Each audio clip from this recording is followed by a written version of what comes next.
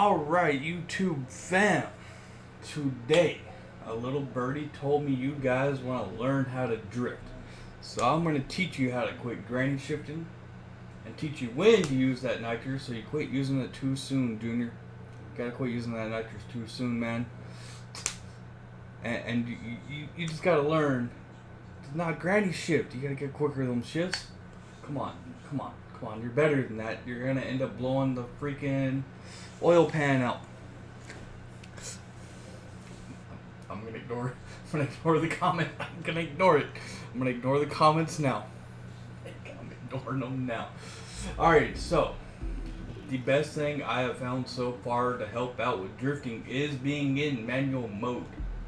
You definitely want to be in manual mode. Your pro settings help out a whole lot. The first thing you need to know is you don't necessarily need nitro kiln. You want to look at what all my nitro kiln pieces are. Every single one of them are either hothead or slippery. Every single one of them. That's the only two I have on here. You want those so you can get a higher multiplier while you're drifting. You want that higher multiplier that's going to give you a better score. But I'm going to take you through some steps on how to become a better drifter. The very first thing to do is I got a nice little practice little circuit you can do that's going to help you out. And with the magic of YouTube, we're going to magically teleport there. Let's film this.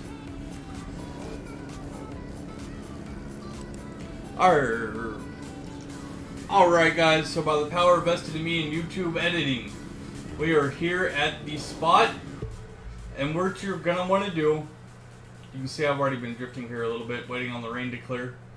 It is right outside the Street Race HQ, right here at the LA airport. And it's this nice little roundabout right here. It's the perfect spot to teach you guys the basics on drifting. Alright, so you're going to want to come in, just start with a second gear rip. Alright, now what this is going to do is teach you throttle control, how to steer, and your brake control. Alright, as long as you keep it in between the sidewalk and this yellow line, you're not going to have to worry about cars coming to bother you. Now what you want to do is practice keeping it about between 60 mile an hour and 70 mile an hour. Once you start getting a little comfortable with that, I want you to start bumping up the gears. Bump it up to like third. And you're going to start noticing that you're able to get a lot more angle out of your drift. But it's also going to be a lot harder to control, so you're going to need a lot more throttle control, a lot more brake input. You're still not going to be putting in very much steering. Because if you notice, like the more steering I put in, the worse my drift gets. The less I touch the steering wheel, the better the drift is. So just practice this. Practice it both ways. You want to go both ways with it. Don't get just used to going one way. You want to practice going both ways. And don't let your buddy ram into you and ruin your YouTube video while you're trying to do a how-to tutorial. Don't let him ram into you and ruin all the fun. But once you get all this figured out, you can start taking this to the track. Once you get pretty comfortable, you know, holding your drift, you can start going to the track. So I will meet you guys at the track when you think you're ready. Teleport time. Alright guys, we're at the Airport Terminal D drift race. This is probably the easiest drift race to do. Practice up on this one.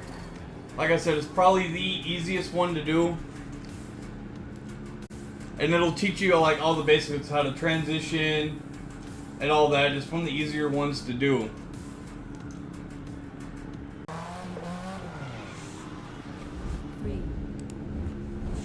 Alright. So, you guys should have it in manual. If you've been listening to me so far, you're going to want to be in manual. And you're going to notice as you're in manual, you can shift gears. And it's going to help you get a lot more control as far as your speed. Keeping your momentum together. Keeping you from going into the walls. I also want you to pay attention.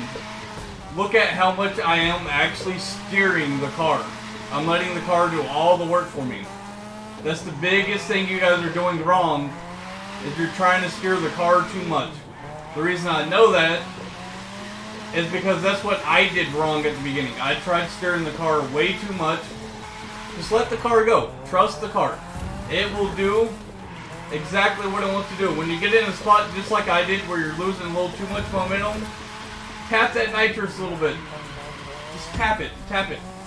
Don't tap it too much or you're going to end up in the wall just like I did. And you're going to get the hang of it. And before long, you're going to end up doing some really dope skids. And you're going to be scoring really high, really quick.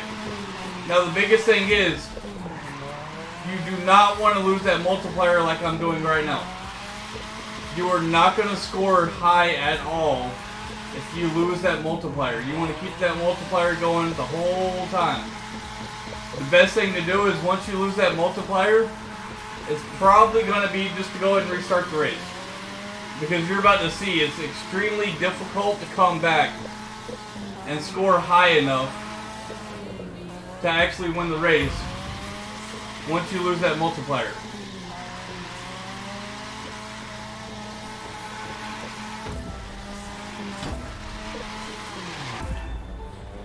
Alright. So if you get tired of doing this track, I'm sorry for the low score, guys. I just tapped the wall a little bit more than what I wanted to. There is another track you can do, and it's going to be... we will teleport right over to it.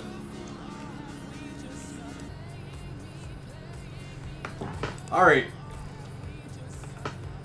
Alright, guys. So once you get tired of doing that airport race, come over here to the Miami Racetrack Skid. It's a lot of fun. It's a really high-speed track. So you're going to need a little bit more skill to use this one because it's going to be a lot higher speed. So more speed means more chance of you going into a wall. So you're going to want to keep that in mind as you're doing it. Anyway. Alright guys. So like I said, once you get tired of the airport, come over here to this one. It's a really high speed track. It'd probably be a good one to use if you're trying for that Lamborghini Koenigsegg Drift Challenge. Because it is such a more of a high speed. You might do better on with that, doing that over here on this one. But it's a pretty simple track. You're gonna notice. You're gonna need a lot of speed. Keep that momentum going.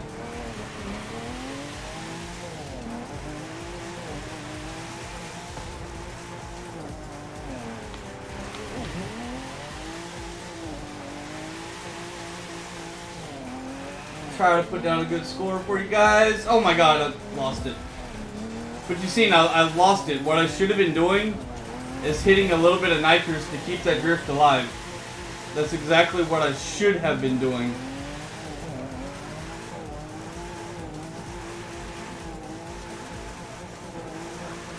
But it's all okay. It's okay. We're not going to get an extremely high score since we lost our multiplier. But we still got plenty of time to come back and hit that ace marker. It's not going to be a high score. We're not going to do no leaderboard score since we lost the multiplier.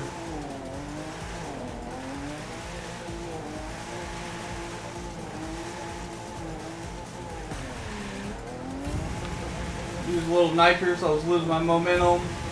Give it a little upshift. Give it a little more speed.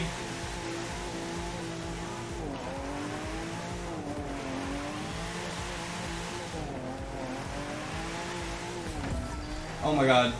And we lost it. I mean, we still scored 278,000 is nothing to brag about, but it'll definitely help you guys out. And it just goes to show that we're not all perfect. Because I want you to go, look, I can score up there like Stu's doing at the 500. See, I've scored up there at the 590. The trick is, just keep at it. Keep practicing. I'm not concentrating that good right now because I'm over here talking to you guys, making the video. It all helps. It helps out a whole lot. Just keep practicing. You'll get better. Try to keep your steering down. Like, try to keep from steering your car as much. Learn to trust the car.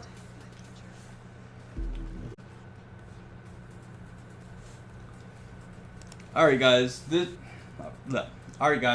is the performance settings that I'm using on both of these. And I want you to pay attention. You do not need NitroKiln. So like this 370, I was not using NitroKiln on it. The record I set with it was not being used with NitroKiln. You don't need NitroKiln. These are my pro settings if you want to copy and paste that. You really need to do that by yourself though. You need to figure out your own settings on your own, because it's more fitted to you. I didn't want to do that. We broke it. We broke it. But if you look at in between the two cars, what I am using is these drift perks. You want to use slippery and hothead, and you want to max them out as much as you can, because what that's going to do is allow your multiplier to get a lot higher. And that's how we are able to do these really high scoring. I mean, that's honestly, that's how we're able to do it. So, I mean, just keep that in mind. Use that. And if you've seen, I was using it on both of them. This is also the pro settings I'm using on the RX-7 currently. I don't really like them too much, but they work. They definitely work. But I hope that helps you guys out. And enjoy. That does not count. Just because one account's been following 10 days longer than the other one.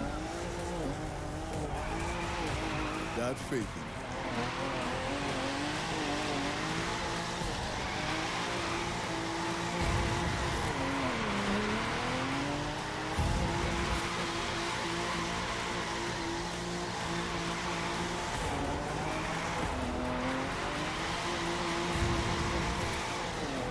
I smell those smoking tires and know that all is right in the world.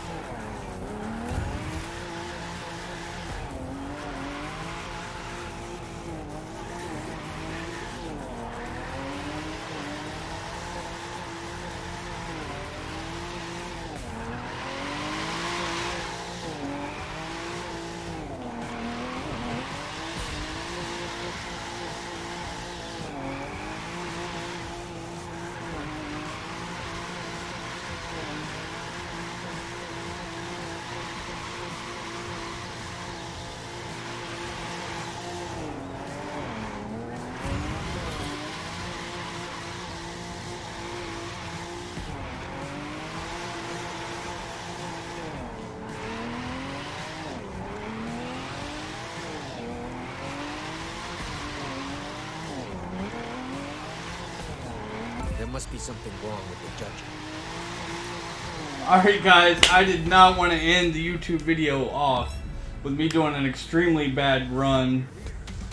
So there's a decent run for you guys, just to show you, like, that practice does pay off.